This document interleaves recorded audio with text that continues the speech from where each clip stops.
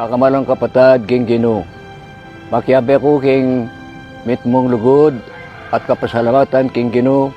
Kambening kaya kayong masipag at magmalasakit kura para ko, Father Ronnie Cao. King karon ng pulong banuang anibersaryo ng parokya ng San Matias. Ing bini amitanam king parokya kapamilatanda rin dakalaparing medisino ken memunga ng dakal ngeni at memunga ng dakal kabanalan ampong malala makasalpantayanan. Sana ing temayo maging patutuyak ing katutuan, sumunong ko ing kasalpantayanan, kapanayan, ampon, dugod.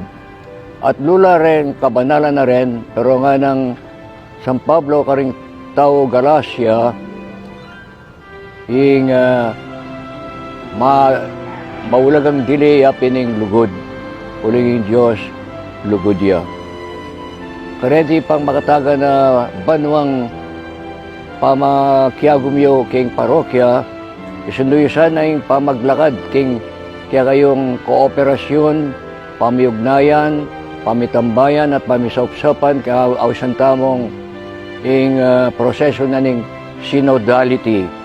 Synodality, bro na sabihan, lalakad, agnaragnan, papunta king kairiyanan ng Diyos. Yung manong parokya, ba't siya kay manong Griegong ikhiya, parotsia, bro na sabihan, bale. Ya, ing parokya, balayanan ng Diyos. At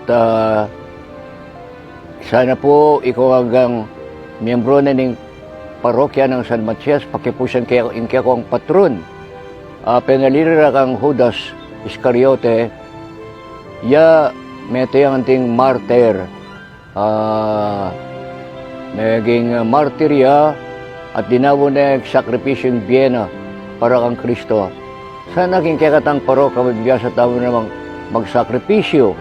Mag-umpisa ka rin kaya kong pamilya, kareng anak yo, kareng kalulo, kareng alang karapat, kareng mipipimpin, alang boses si sosyedad, at detang ala ng makakanakakareta, karela, alang tatanggap na kasaupan kaninuman. Pagkipusan tayo, king kakatang kasalpantayanan at pag-asa at lugod, Mother Teresa ng Calcutta, may kubraya ka rin kalulong dili, king Calcutta, the poorest of the poor. Nganap ni San Pablo, when we are poor, we are rich. And Jesus became poor so that we'll be rich in faith, in hope, and in love.